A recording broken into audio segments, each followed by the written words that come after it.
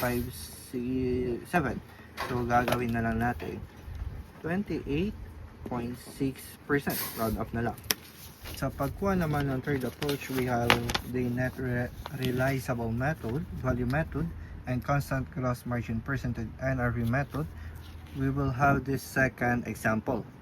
Assume na yung same data as the example 1, which is this, is same siya, same data siya, pero except that both cream and liquid skim can be processed further na. So yung cream S naging buttercream. We have 25,000 gallons of cream are further processed to yield 20,000 gallons of buttercream at additional processing cost of 280,000. Buttercream, which sells for 25 per gallon, is used in the manufacture of butter-based products. So yung liquid skims or slash condensed milk, we have 75,000 gallons of liquid skims are further processed to yield 50,000 gallons of condensed milk at additional processing cost of 520,000. Condensed milk sells for 22 pesos per gallon. Let's say itong dollar signs is magiging peso signs na para madali. So sales during May 2014 are 12,000 gallons of buttercream and 45,000 gallons of condensed milk. So let's first solve for the joint cost allocation and product line income statement using the NRV method ng Farmland Dairy for May 2014. Okay, so final sales value of total production during the accounting period. Paano yun? We will going to use 20,000 gallons here for cream, 20,000 gallons multiplied by magkano? 20 multiplied by magkano ba yung per gallon? 25 pesos. So multiplied by 25, we have 500. 500. Same sang condensed milk. Magkano yung condensed milk? Ilang gallons? 50,000 multiplied by 22. 50,000 multiplied by 22, we have 1.1 with a total of 1.6. Deduct separable cost. Paano po natin kukunin yung deduct separable cost? So meaning, ilalagay na lang natin kasi given na siya. So yung cream, mayroon siya. Sinabi dito, additional processing cost, 280. So let's put 280. Same as dito sa cream, liquid cream, we have 520.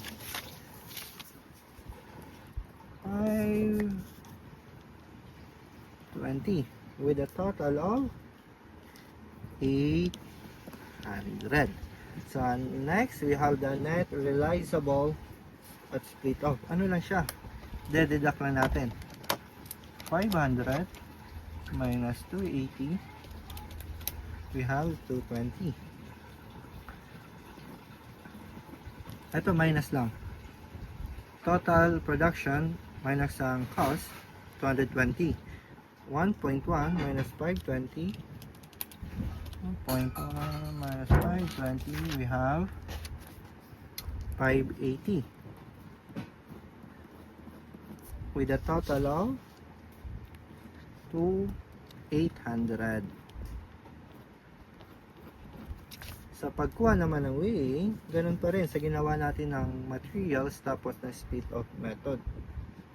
220, eto 220, magiging denominator ang 800. 220, 800, mayroon silang 0.275. 580 divided by 800, 0.725. Next is yung joint cost allocated. Paano ba natin kukunin yung joint cost allocated? So,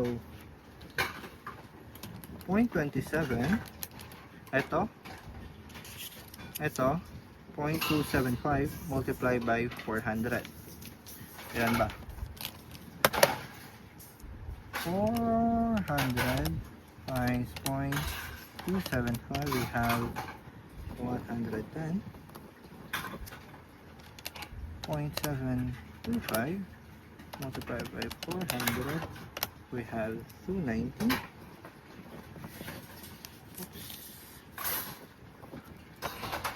With a total of 400. Sa pagkuha ng joint cost per gallon or production cost per gallon is gaganito natin. Yung cost allocated add sa separable cost. So 280 plus 110, we have 390. Yung 390, i-divide natin siya kung ilang gallons ba. 220,000. Na-produce, we have 19.5. Same dito sa condensed milk. 290 plus separable cost 520, we have 810 divided by ilang gallons? 50 gallons. Divide 50, we have 16.2.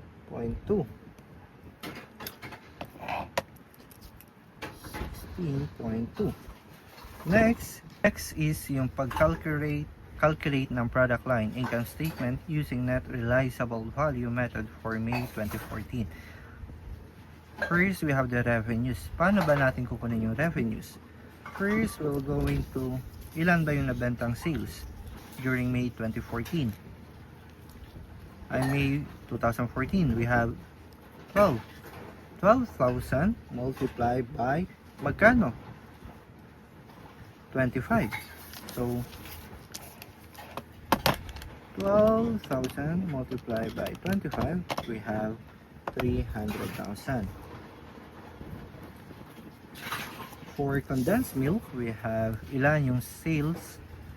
We have 45,000. Here, 45,000 multiplied by magkano yung isa? 22 pesos. 22, we have 990 with a total of 1,290,000. Sa cost of goods sold, so like sabi ko nga, kailangan natin itong munang fill up bago natin makukuha yung cost of goods sold. Sa separable cost, paano? 0.275 times 400 joint cost. Ilan ba yun? 0.275 for buttercream multiplied by 400. Bakit 400? Kasi yan yung joint cost nila. So we have 110.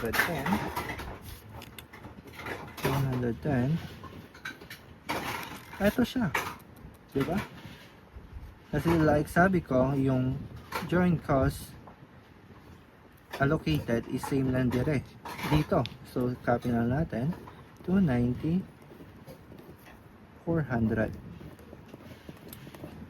For separable cost naman is yun, given na siya, diba?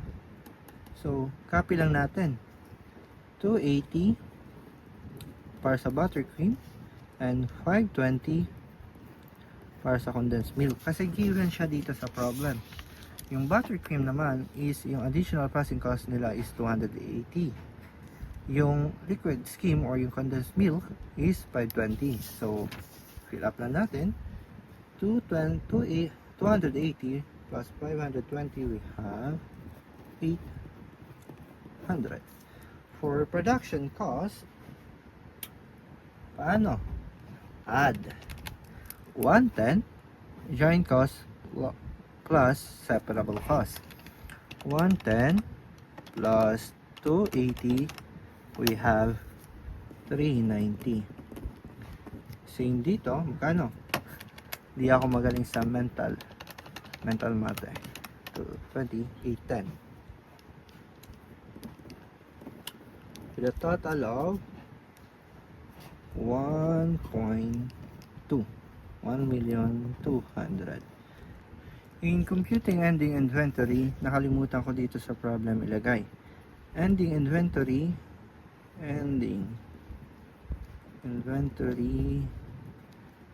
ng buttercream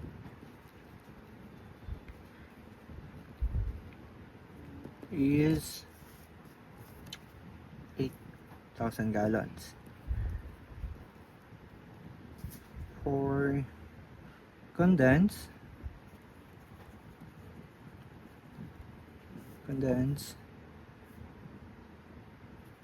milk, we have 5,000 gallons. Oops, bakit nagsobra? So, pag deduct natin 8,000 ng buttercream, ito 8,000, multiply natin dito sa cost per gallon, multiply by 19.5, we have 156,000, same as 5,000 yung ending inventory ng condensed milk. Ito, hindi ko nasulat sa problem. Multiply by magkano? 6.2. We have 81,000. With a total of 300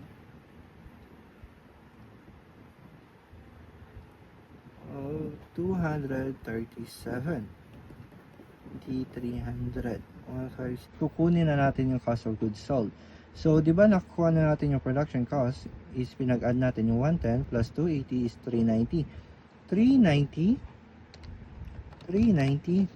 Deduct natin yung ending inventory which is 156.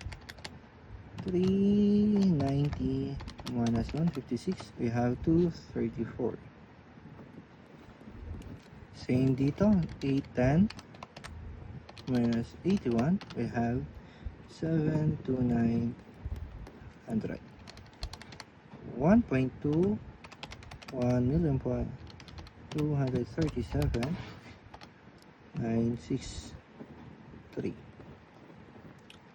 So next we are going to get the gross margin. So ito lang, di ba yung gross margin is revenues minus yung cost of goods sold. 300 diba? Minus 234, we have 66. Next, for condensed milk, 990 minus 729.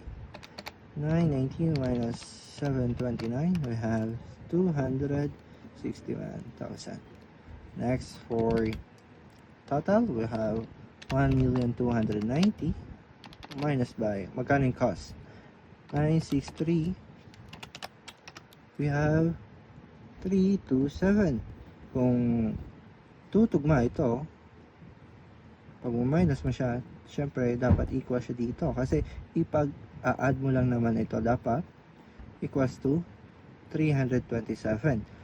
So sa pagkuha naman ng gross margin, alam nyo na yan, di ba? 66, gagamitin natin yung tong margin, divide sa ilan ba yung revenues? 300. So 66,000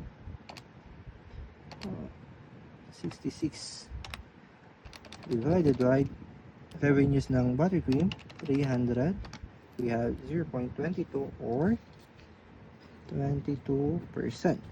Next, for condensed, we have 261,000 divide sa revenues 990.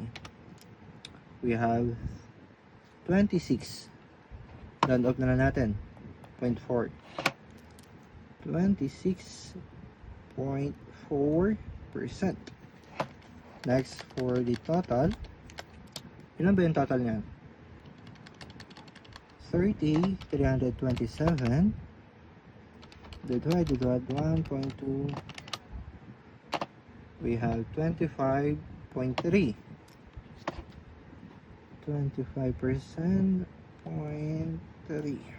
Yan. Ganito mag-allocate or nag-cost allocation and product line income statement using ng NRV method. Ito po. Yan.